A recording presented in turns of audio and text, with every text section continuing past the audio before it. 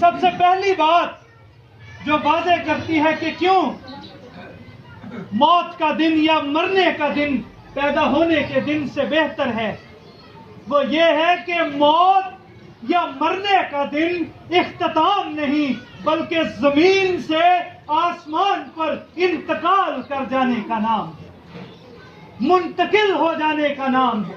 ایماندار جو مسیح میں ہے وہ مرتا نہیں بلکہ ایک حالت سے دوسری حالت میں منتقل ہو جاتا ہے، تبدیل ہو جاتا ہے۔ اس لیے مرنے کا دن ایماندار کے لیے پیدا ہونے کے دن سے بہتر ہے، کیونکہ یہ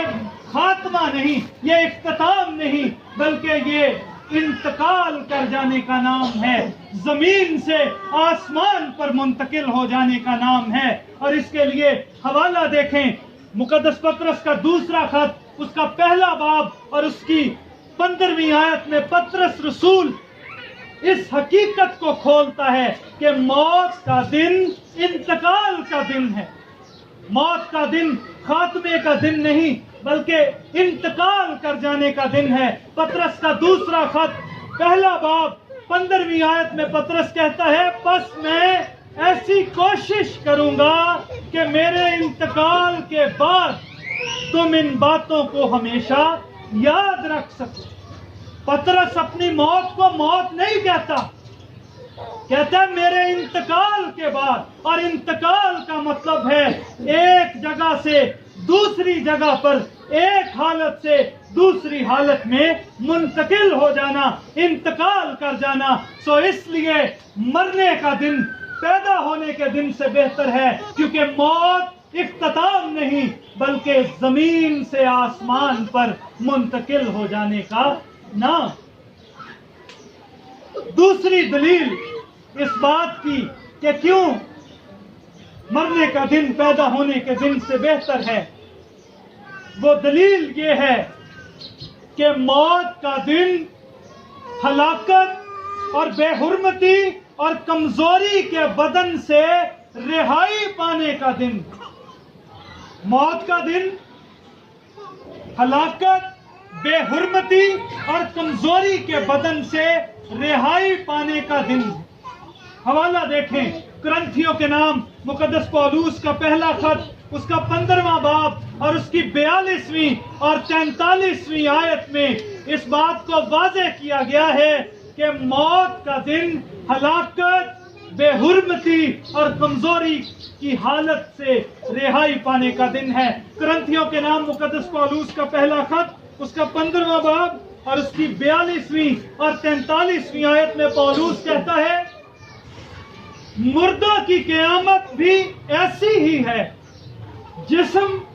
فنا کی حالت میں بویا جاتا ہے اور بقا کی حالت میں جی اٹھتا ہے، بے حرمتی کی حالت میں بویا جاتا ہے اور جلال کی حالت میں جی اٹھتا ہے، کمزوری کی حالت میں بویا جاتا ہے اور قوت کی حالت میں جی اٹھتا ہے۔ لہذا موت کا دن خاتمہ نہیں،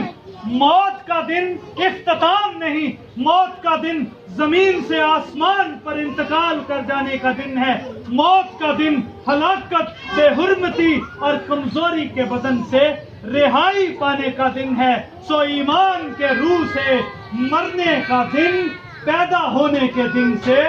بہتر، مرنے کا دن پیدا ہونے کے دن سے بہتر۔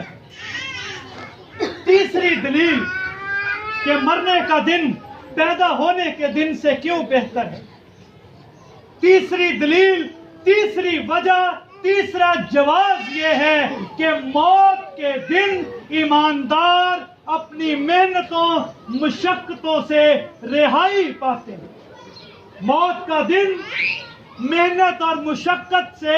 رہائی پانے کا دن ہے، اس لیے مرنے کا دن پیدا ہونے کے دن سے بہتر ہے۔ مکاشفہ کی کتاب، اس کا 14واں باب اور اس کی 13ویں آیت اعلان کرتی ہے کہ موت کا دن محنتوں اور مشقتوں سے آرام پانے کا دن ہے۔ مکاشفہ کی کتاب 14واں باب اور اس کی 13ویں آیت میں یوحنا رسول کہتا ہے پھر میں نے آسمان میں سے یہ آواز سنی کہ لکھ،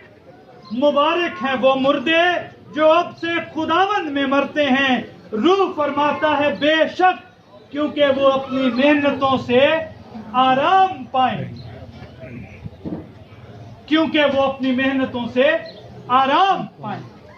یہ تیسری دلیل ہے اس بات کی کہ مرنے کا دن پیدا ہونے کے دن سے بہتر۔ چوتھی دلیل اس بات کی کہ مرنے کا دن پیدا ہونے کے دن سے کیوں بہتر ہے، وہ چوتھی دلیل یہ ہے کہ اس دن یسوع خود ایمانداروں کا استقبال کرتا ہے۔ یہ سب سے خوبصورت دلیل ہے کہ جب ایک ایماندار مر جاتا ہے، جب ایک ایماندار اس جہان فانی سے کوچ کرتا ہے، انتقال کر کے آسمان کی طرف چلا جاتا ہے، تو یسوع مسیح خود اس ایماندار بیٹے اور بیٹی کا استقبال کرتا ہے۔ اعمال کی کتاب 7واں باب اس کی 55ویں اور 56ویں آیت اس بات کی دلیل ہے، اعلان ہے کہ جب کوئی ایماندار مرتا ہے تو یسوع خود اس کا استقبال کرتا ہے۔ اعمال کی کتاب 7واں باب اس کی 55ویں اور 56ویں آیت میں لکھا ہے، اس نے روح القدس سے معمور ہو کر آسمان کی طرف غور سے نظر کی اور خدا کا جلال اور یسوع کو خدا کی داہنی طرف کھڑے دیکھ کر کہا کہ دیکھو، میں آسمان کو کھلا اور ابن آدم کو خدا کی داہنی طرف کھڑا دیکھتا۔ یہ اسطفنس کا واقعہ ہے۔ جب اسطفنس شہید کیا گیا، جب اس کو سنسار کیا جا رہا تھا، تو اسطفنس کہتا ہے میں آسمان کو کھلا دیکھتا ہوں، خدا کا جلال دیکھتا ہوں اور یسوع مسیح کو خدا باپ کی داہنی طرف کھڑا دیکھتا ہوں۔ اور پھر اس سے آگے اسی باب کی 59ویں آیت دیکھیں، اعمال کی کتاب 7واں باب اور اس کی 59ویں آیت میں اسطفنس کہتا ہے، پس